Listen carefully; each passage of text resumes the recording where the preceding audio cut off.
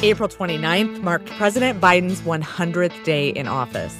So he thought it was about time to pop back in with a special bonus episode before we're back officially with Season 5 to take a look at what Biden's done so far in terms of foreign policy and what that might signal about his priorities going forward. To do that, we brought back a guest we really loved from Season 2.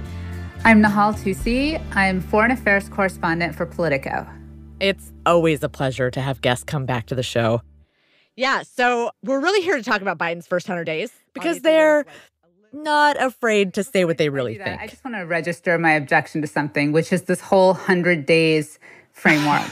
Fair. I mean, totally why fair. Is it the first 100 days that we care about? Why do we pick this arbitrary measure? Why isn't it 3 months? Why isn't it 6 months? Why don't we do all of this after July 4th? I don't understand. But I also think candor. It is too soon. It is too early to have definitive judgments. Foreign policy often starts off slow, right? So 100 days in terms of foreign policy, basically you just call everybody, right? Yeah. It's basically about making your presence, known. Here you are. And now but even after she obliterated the entire premise of the episode, Nahal stuck around to tell us what she thinks we can piece together. Today on Things That Go Boom, a very candid conversation about foreign policy in Biden's first 100 days. What has he already accomplished? What can we learn about his goals? And what are analysts watching for on the horizon? I promise, it's a conversation worth listening to, even if you think the premise... I can't stand it. ...is a little hokey.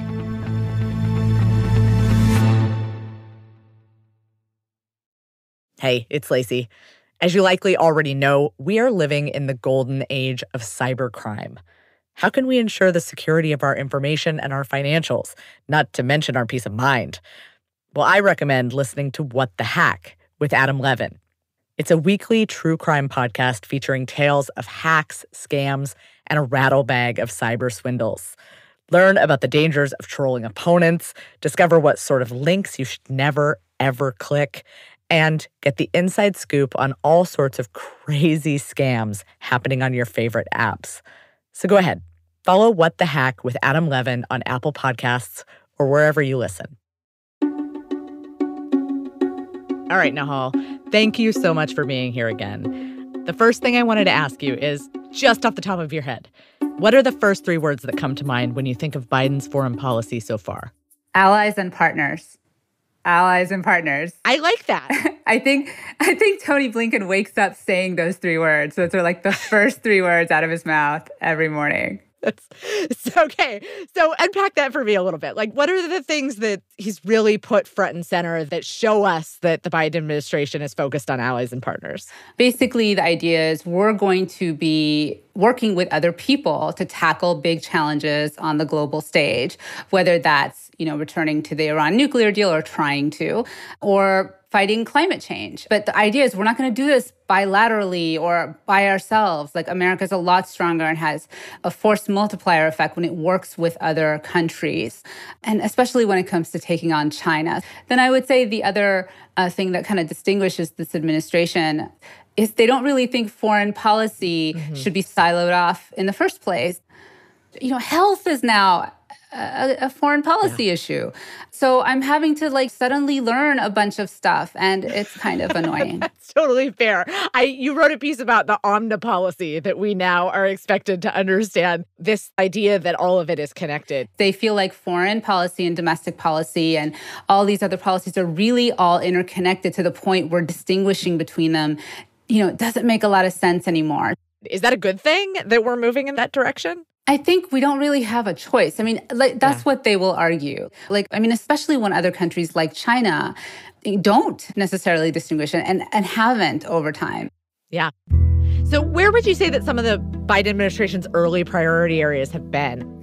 So the idea is to kind of rebuild at home first, And that is part of meeting the challenge of China over time.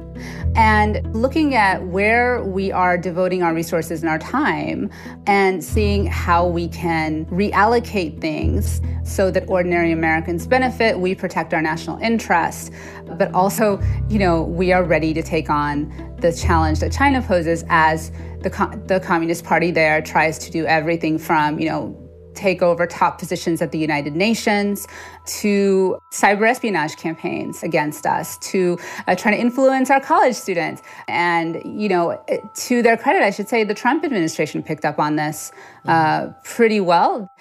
It's also worth adding that a lot of the people who work in the Biden administration worked in the Obama administration. And to some extent, they're having a chance to do like a do-over, right? And even though during the Obama years, they recognized that China was a looming challenge, they didn't move quite quickly enough, not the way they're doing now. And so I think that is partly driving a lot of them, is they're like, okay, look, I get one more shot, so let's see what I can do. So it's such a good point that you make about this being a little bit of an Obama do-over. And there was a lot of recognition from the Obama camp that, there are some things that we don't feel like we did right, and now we're going to come back and fix them, one of them being Iran. I've been a little bit surprised by the Biden administration's approach to Iran, given that the U.S. was the partner who pulled out of the deal. And it seems like they've slow walked this process a little bit. Is that something that we should just see as a negotiating tactic? Yeah, it is interesting. Especially on the progressive left, they thought, look, Biden's going to move quickly. He should move quickly, get back in the deal, lift the sanctions that Trump put on, and then the Iranians will do what they need to do to get back into compliance with the deal, and we'll be back in the JCPOA, as the Iran deal is often called, the Joint Comprehensive Plan of Action. So that was the idea. But then I think the administration and the president in particular looked at the politics of all of this and realized, that could get a little hairy. First of all, you have a lot of Republicans, all of them, who opposed the Iran deal. You have a lot of Democrats, especially more hawkish ones, moderate ones, who opposed the deal as well. One of the things I know that the administration was looking at is they knew that Bob Menendez, who was an opponent of the deal, is the chairman of the Senate Foreign Relations Committee. That means he controls the nominations calendar. And so this administration had all these people they wanted to get confirmed by the Senate, and they knew it had to go through Menendez. And so they didn't want to seem too eager to get back into the deal and do all these things that upset Menendez, because they might not get any of their people into these offices that they need them to get into. So they were looking at all the various politics. Plus, who's really got the leverage in this case? It's us. We're the ones who have all the sanctions on. We're not suffering. The Iranian government is suffering. They need to get back in the deal more than we need to get back in the deal. And given everything else that they have to deal with, COVID and the economy and everything else, is this something that Biden wanted to lose a bunch of political capital over right off the top? No, it can wait. But, the people who oppose the deal say, what is Iran's incentive to negotiate a follow-on nuclear deal after you get back into the original nuclear deal? They have no incentive. And so that's a big question that this administration has to mull. Yeah. Are there other places where it seems like the Biden administration, their policy has been more similar to the Trump administration than folks might have expected, or there's more continuity there between? You mentioned China as well. There definitely is a fair amount of continuity. China is, I would say, the most obvious example. Biden has kept the tariffs. He's kept the sanctions. He's taken a very hard line. He's going after the Chinese on human rights even more than the Trump administration did, which, putting aside President Trump himself, his administration was pretty tough on China on human rights and any of these fronts. Another example of continuity, frankly, is simply the use of sanctions. The Trump administration really turbocharged that. Obama used a lot of sanctions too, but then Trump, man, it was like every other day there was some new announcement of some new sanctions on some new country or some new person somewhere in the world. The last 30 days, it was pretty much every hour. And this administration is using this sanctions tool as well on Russia, on Myanmar in particular. So they just love this tool. And there's a genuine question as to whether that's a good idea, because over time, these tools lose their effectiveness. I am interested in how much the continuity speaks to the idea that our foreign policy in America is relatively similar between administrations. I think this was often said between the Obama and Bush administrations that not that much had changed. And I'm just interested in what the beginnings of the Biden administration signal about that broader debate in foreign policy. Look, I think ultimately, when it comes down to how you define what's going to be in the national interest, it often doesn't matter whether you're a Republican or a Democrat. There are some things that are clearly in our interest and some things that aren't. In many ways, Trump really was an aberration, his admiration for dictatorships. Mm-hmm. And, these autocrats, you just never saw a president be so openly hostile to our Democratic allies and fawning over these dictatorial rivals. And of course, he loved the dictatorial allies, which we have a bunch of and which the Biden administration is not throwing overboard. So that was unusual. And then the process is a different thing. The process of making foreign policy, Trump kind of threw that out the window.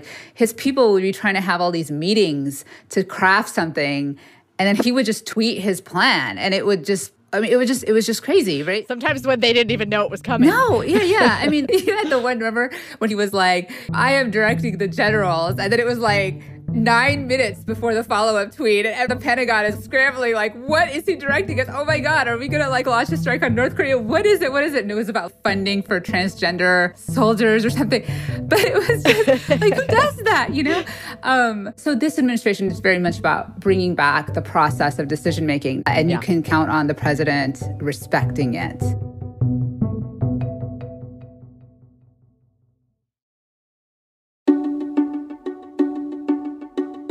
One of Biden's big slogans, if you call it that, is foreign policy for the middle class. Do we feel like there's a sense within the Biden administration and within the broader community of what that means? Yeah. What you find out is a lot of Americans don't really know that much about foreign policy. And I'm not saying that in a bad way. It's just they don't know how it's crafted, the kinds of things that are involved. But they do know what's affecting their pocketbook. And so the question is, how do you bridge those differences? How do you tell the folks why it is that we're doing this deal with this country and how that affects them? One thing that they do think about is, look, if we, for example, want to take on China, right, and want to prevent them from defeating us on whatever front on the global stage, we need to have better infrastructure in this country. We just have to have better infrastructure, right? And the thing is that if we spend money on infrastructure, that creates jobs. Jobs improve the economy. That affects the person in East Lansing, Michigan. I think that's a city. I'm not really sure. East Lansing, we see you. So Go green. This is the thing, is it's just a question of connecting all these dots. Can any of this be done without Congress? A lot of it really can't be done without Congress. Some things you can do through executive order, but a lot of this requires legislation because it requires spending. Mm-hmm. Congress does hold the purse strings on that front. You mentioned the purse strings. The budget process starts with the president's request, right? And we've only seen a very early preview of the president's request, but does it look like this budget is moving in the direction of foreign policy for the middle class or Biden's stated national security strategy? I would say, the thing that I think a lot of people were unhappy with was that there wasn't a bigger cut in the defense budget. Mm-hmm. A lot of progressives really want Biden to rebalance the budget. Right. Their ideal is that he should cut at least $200 billion from the defense budget, which is never going to happen. But, it doesn't really matter what he did or didn't do on this because he doesn't actually control the budget.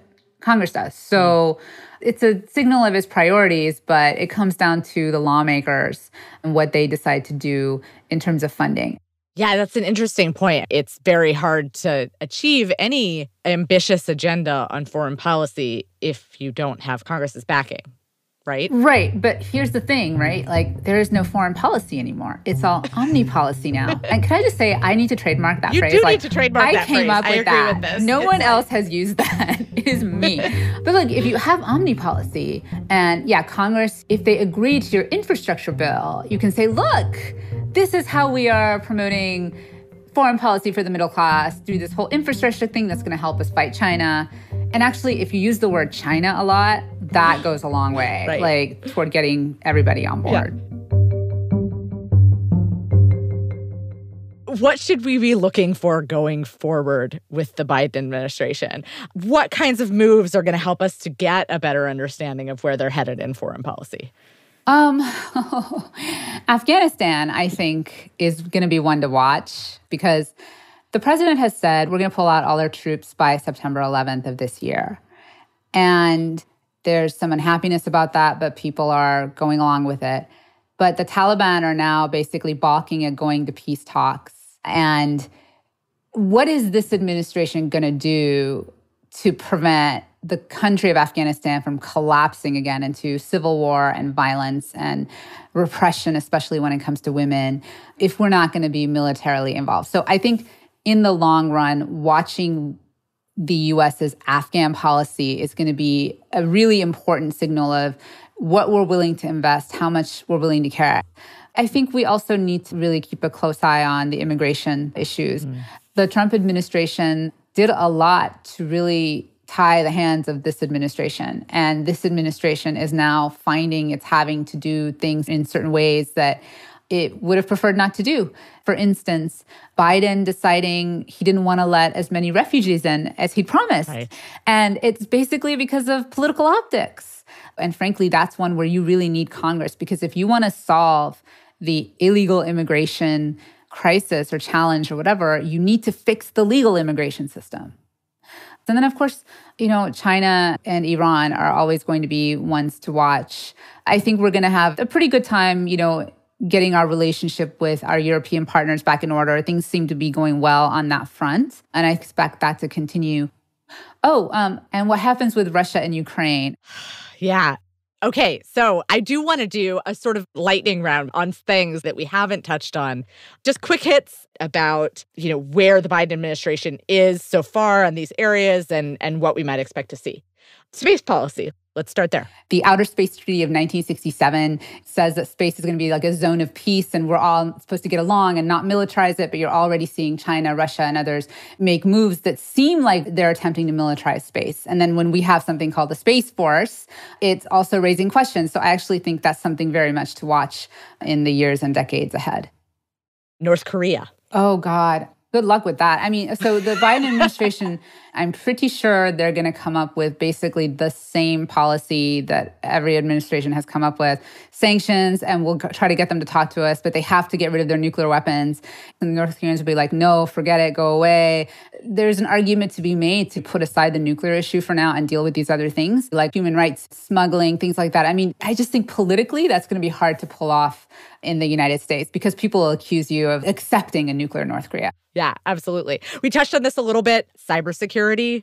Basically, the reason I'm going to buy a cabin in the woods and have no computer and plan my life off the grid because it's just getting worse and everyone's getting hacked. And the thing that is interesting is how much progress we make on cybersecurity, maybe something we never actually, as a general public, fully know because it's classified as too sensitive. So it's a very weird issue. My salutations to the people who actually have to cover it. It's complicated stuff. Absolutely. Turkey. Oh, God, I have no idea. It's amazing how many challenges in the world come down to just the ego of a guy, right? And it's all about Erdogan and the leader of Turkey and what he wants. I have no actual answer. One thing that'll be interesting, Biden has promised to have this summit for democracy in the coming year. And I want to know if he's going to invite Turkey or not, because is Turkey really a democracy anymore? It's fascinating. I guess it'll all depend on the relationship at the time, right? Who knows? They won't tell me. So. Okay, last couple quick hit issues. Guantanamo. I think they're going to try to find ways to shrink that population that's there. I don't know if they're going to try to shut it down, though. But if you get it down to few enough people, whether by letting some people go to other countries or whatever, and these people are old enough, then maybe you can quietly bring them onto the mainland and into facilities like supermax facilities or something here. But I have no idea. That's a good one. And then last one we touched on a little bit, trade. Yeah, I mean, Biden seems to have been impressed to some extent with Trump's use of tariffs against countries like China and elsewhere. And I expect that they'll be willing to keep using that tool to some extent. But it's really important to get this situation fixed because the pandemic has hurt economies so badly around the world. You want to make sure that trade resumes to the extent that it can. But, trade is also one of those like omni-policy things that I'm going to have to read some books about. All us foreign policy people are like, quick, get up to speed on all of these things. Like, let's just talk about nuclear weapons, please. Yeah. Thank you so much for hanging out with me talking foreign policy today. I so appreciate it. Thanks for having me. It's been fun. That was Nahal Toosi, foreign affairs correspondent for Politico. Things That Go Boom will be back more officially on June 14th. So keep out an ear for our Season 5 trailer coming your way in early June. And in the meantime, check in with us on social at Inkstick Media and let us know what you want to hear about next. Or just drop by and say hi. Things That Go Boom is produced by Inkstick Media and distributed by PRX. This episode was produced by Emily Vaughn and me. Darian Schulman writes the music for our show, and Robin Wise takes everything over the finish line. A big thank you to the foundations that make our work possible, as always. The Carnegie Corporation of New York and Plowshares Fund, as well as Inkstick supporters including the Cologne Foundation, Craig Newmark Foundation, Prospect Hill Foundation, and the Jubitz Family Foundation. And of course, as always, thank you to all of you for supporting our show. Putin's like, hi, I'm here. Just go away. We've got other things to do in Beijing.